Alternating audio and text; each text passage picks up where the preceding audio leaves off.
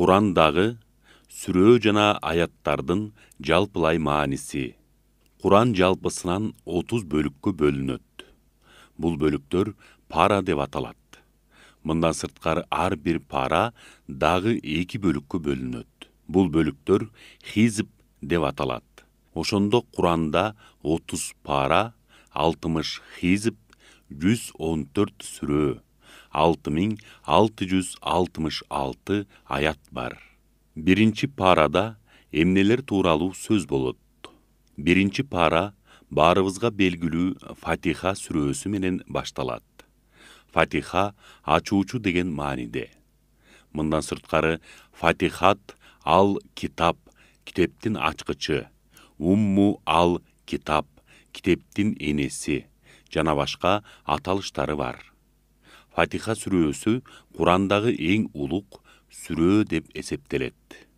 Сүрөөнүн алгачкы аяттары Алла Таалага алкыш мактоо айтуу менен башталат. Андан кийин ибадатты бир гана Аллага чын ыклас менен аткаруу зарылдыгы, жардам, муктаждыкты бир гана Алладан сурануу тууралуу сөз болуп, андан кийин туура жолдо жүргөндөр жана туура жолдон адашкандар тууралуу айтылат. Сүрөө башынан аягына чейин дуба маанисинде келип, акырында Алладан туура жолго салуусун тилөө менен жыйынтыкталат. Фатиха сүрөөсүн окуу, угуу сооптуу. Ошондой эле бул сүрөөнү шыпа катары окуп ооруган адамга дем салууга болот. Биринчи парадагы экинчи сүрөө Бакара сүрөөсү уй деген мааниде. Исраил коомундагыларды Алла Таала уй союуга буйруганда, алар текеберлик кылып, ар түрдүү суроолорду берип, акырында Алла Таала сүрөттөгөндөй уйду таба албай калган окуя айтылгандыктан сүрөө ушинтип аталган. Курандагы эң узун сүрөө. Сүрөөдө миңге чукул өкүмдөр бар экени белгилүү. Бакара сүрөөсүнүн биринчи парадагы аяттарын 10 бөлүккө бөлүп карасак болот. Биринчи, сүрөөнүн башталышында ыймандуулардын, капырлардын жана мунафыктардын сыпаттары айтылган. Мунафыктардын сыпаты капырлардан да көп айтылганы, алардын исламга, мусулмандарга коркунучу көп экенинен кабар берет. Алла Тааланын буйруктары канчалык оор болсо да, аны аткаруу зарыл экени ыймандууларга эскертилген. Уй союуга буйрулган жөөттөр сыноодон өтпөй калган сыяктуу, ар түрдүү сыноолор болоору жана ал сыноолордон сынбай өтүү зарылдыгы эскертилген. Сахабалар көп сыноолорго туруштук бергендиктен, Алла Таала сүрөөнүн акырында аларды мактаган аят түшүргөн. Экинчи, Адам ата менен Хава эненин жаратылуусунан баштап, бейиштен чыгарылганына чейин кенен баяндалган. Адам ата жаратылган күндөн эле ага ичи тардык кылып, аны теңсинбей, акыры ага жана анын урпактарына түбөлүк душман болгон шайтан тууралуу айтылган. Бул мурдагы пайгамбарлардын окуяларынын ичинен Куранда биринчи айтылган окуя. Үчүнчү, периштелер Алланын буйругун кынтыксыз аткарган макулуктар экени. Аллага канча жакын болсо да, Алла билдиргенден ашык эч нерсе билбестиги жана алардын Адам атаны урматтап сыйлаганы тууралуу сөз болот. Төртүнчү, Бану Исраил коому, өзгөчө жөөттөр туурасында сөз болуп, алардын Куранга, элчилерге, анын ичинен Мухаммад пайгамбарыбызга болгон жаман көз карашы жана мамилелери айтылат. Бешинчи, жогоруда учкай айтып өткөн уй союу окуясы баяндалат. Алла Тааланын буйругун кынтыксыз аткарбай, ага текеберленгени үчүн оор абалга кабылган Исраил коомундагы бул адамдардын окуясы жалпы үммөткө сабак. Алланын буйругун угаар замат уктук, аткардык деген сыпат ар бир мусулманда болууга тийиш. Алтынчы, Алланын пайгамбарларын, периштелерин шылдыңдап, кемсинтип, чектен чыккан жөөттөрдүн абалы тууралуу баяндалат. Жетинчи, Мечиттерде Алла Тааланы эскерүүдөн тыюу, мечиттерди бузууга аракет кылуу жана башка христиандардын бузук ниети экени жана алардын акыбети жаман болоору тууралуу сөз болгон. 8. Мусулмандардын кыбыласы болгон Каабанын курулушу, аны ким кургандыгы жана кандай курулгандыгы кенен чонун айтылат. Харам мечити, аны ким курган жана кандай курулгандыгы айтылат. 9. Якуб пайгамбардын өлүм алдында балдарына кайрылган, мен өлгөндөн кийин эмнеге сыйынасыңар деген сөзүн айтуу менен Алла Таала балдарга тарбия берүү, аларга жакшы насаат айтуу, жакшы ишти осуят кылуу, өлгөнгө чейин улануусу зарыл экенин эскерткен. 10. Ал эл эбак өтүп кетти. Алар өздөрү жасаган иштерине жооп берет. Ал эми силер өзүңөр жасаган ишиңерге жооп бересиңер. Силер алардын эмне кылганы тууралуу суралбайсыңар деген аят. Ата бабасынын мансабына, байлыгына, ак сөөктүгүнө манчыркап мактангандарга катуу эскертүү. Ата тек инсанга эч кандай пайда бербейт. Мейли анын теги акыры барып Ибрахим пайгамбарга же Мухаммад пайгамбарга жетсин, баары бир мындан пайда жок. Ар ким өз кылган амалына жараша сыйланат же жазаланат. 2 парада эмнелер тууралуу айтылат. 1. Жөөттөр мусулмандардын Каабага карап намаз окуганына нааразы болгону жана аларга Аллах Таала чыгыш да, батыш да ага таандык экенин айтып жооп бергени айтылат. Андан кийин мусулман үммөтү бүт үммөттөрдүн ичинен эң артыгы экени айтылат. 2. Оң тарап, сол тарапка жүздөнүү маанилүү эмес. Напсини тарбиялоо маанилүү экени эскертилген. 3. Сабырдуулук. Сабырдуулукка үндөө, сабырдуу болуунун пайдасы. Мунун баары бир аятта айтылган. О ыйман келтиргендер, сабырдуулук жана намаз менен жардам сурагыла. Алла сабырдуулар менен бирге. Алла жолунда өлтүрүлгөндөрдү өлүктөр деп айтпагыла. Жок, алар тирүү, бирок силер сезбейсиңер. Биз силерди коркунуч жана ачарчылык, ошондой эле мал жаныңарды, түшүмүңөрдү кемитүү аркылуу сынайбыз. Сабыр кылгандарга сүйүнчүлө. Аларга кайгы балее келгенде, алар биз Аллага таандыкпыз жана ага кайтуучубуз деп айтышат. Аларга эгесинен ырайым, ыраазылык бар жана алар туура жолдо. 4. Орозонун парз болуусу жана анын өкүмдөрү тууралуу айтылат. Бул орозо тууралуу Курандагы жалгыз аят. 5. Ажылык өкүмдөрүнүн кээ бирине токтолот. Бакара сүрөсүндөгү бул аяттар ажылыктын иш жүзүндө аткарылчу амалдары тууралуу айтылат.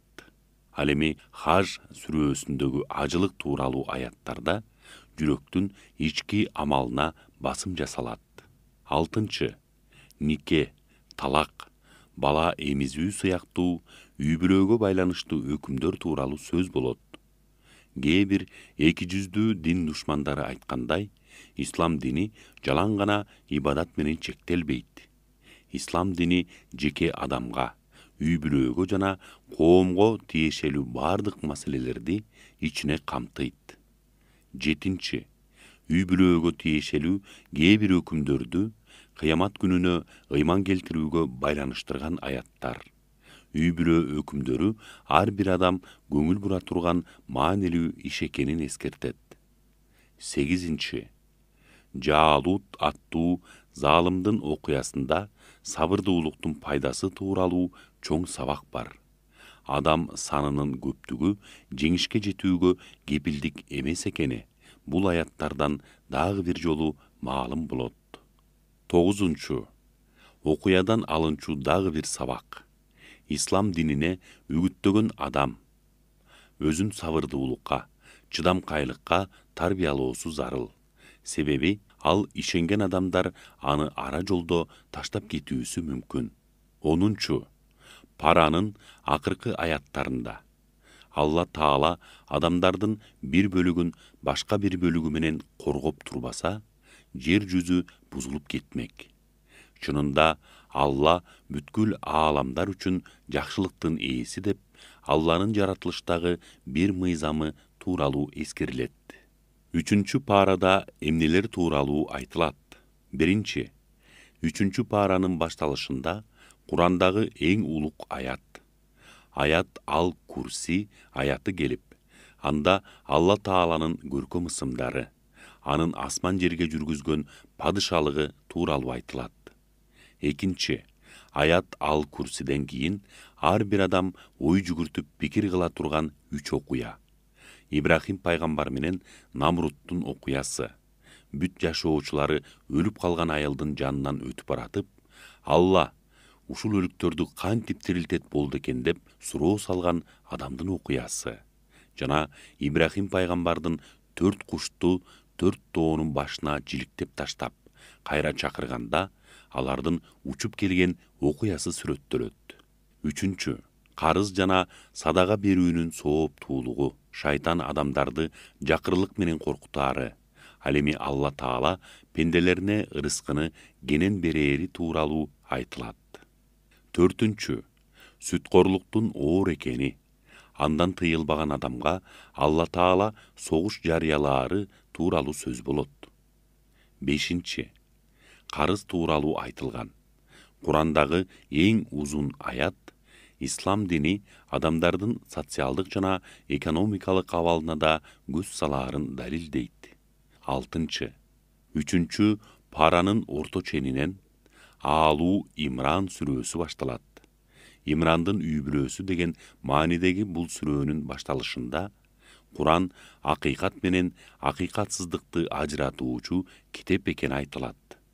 Андан соң Алла Таала ислам дининен башка динди кабыл кылбастыгы эскертилет. 7. Баланын ыймандуу, такыба болуусуна эненин жакшы ниети да таасирин тийгизерине Мариямдын энесинин окуясы жаркын далил болот. 8. Мариямдын энесинин окуясында балалуу болууда эне өтө бийик максатта болгону айтылган. Ал баласы Байтул Мактиске кызматчы болот деп максат кылган. Ал эми сенчи, урматтуу бир тууганым, үйлөнөрдө балдарыңдын кандай адам болоорун ойлоп көрдүң беле? 9. Муса, Иса жана Мухаммад пайгамбардын диндеринин негизги талабы Алланы жалгыздоо жана ага шерик кошуудан тыюу экени айтылат. 10. Жамаат топторду далилсиз сындоого болбостугу. Алар душман болсо да ынсаптуулук кылуу керектиги айтылат. Китеп ээлеринин кээ бирөөлөрүнө сен көп байлык аманатка берсең, аны сага толугу менен кайтарат. Ал эми айрымдарына 1 динар аманатка берсең, анын артынан түшпөсөң кайтарып беришпейт. Себеби алар сабатсыз адамдарга биздин күнүбүз түшпөйт деп айтышат. Алар Алла тууралуу билип туруп жалган айтышат деген аятка ой жүгүрт. Ошондой эле китеп ээлеринин баары бирдей эмес экендиги, алардын бир тайпасы түнү туруп, Алланын аяттарын окуп, сажда кылаары тууралуу айтылат. 11. Роббания, Кудайга берилгендик тууралуу ушул сүрөдө гана сөз болот. Бул адамдарды жаштайынан тарбиялаган аалымдардын сыпаты. Алар элдерге шариятты үйрөтүүдө сабыр кылышат. 4. парада эмнелер тууралуу айтылат? 1. Адамдар кыямат күнгө чейин ажы амалын аткаруу үчүн келе турган ыйык Каабанын курулушу жана ажылыктын парз болуусу тууралуу айтылат.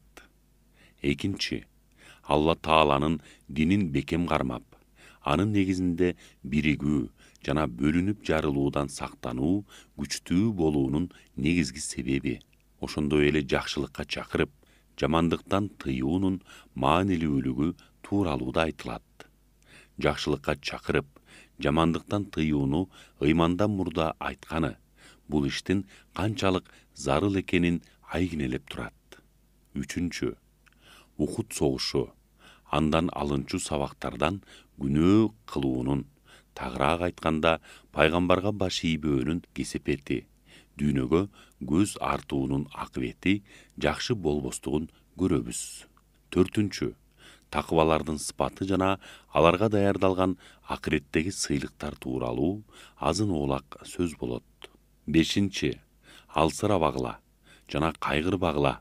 Эгер момун болсоңор, капырлардан үстөн болосуңар деген аяттан ыймандуу адам кайгыга алдырбастыгын, анын башына түшкөн мүшкүлдүн баары убактылуу сыноо экенин түшүнөбүз.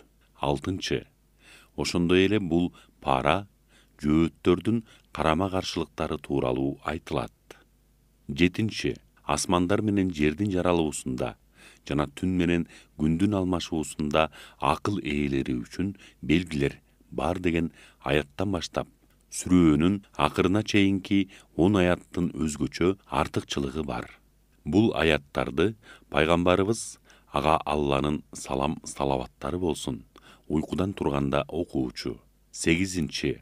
Ниса сүрөөсүнүн башталышында жетимдердин, аялдардын жер которууга күчү келбей калган жарды, алсыз мусулмандардын укуктары тууралуу айтылат. 9. Бир туугандардын, жакын тууган уруктун мамилесинин бузулуусуна алып келген чыр-чатактын көбү ата энеден калган мүлктү талашуудан чыгаары белгилүү. Ошондуктан Алла Таала мурас бөлүштүрүүнүн ийне жибине чейин айтып түшүндүргөн. Ошондой эле мурас алууга аялдардын да укугу бардыгын белгилеп, исламга чейинки доордогу аялдарды мурастан четтеткен жапайы адаттарды жокко чыгарган. 10.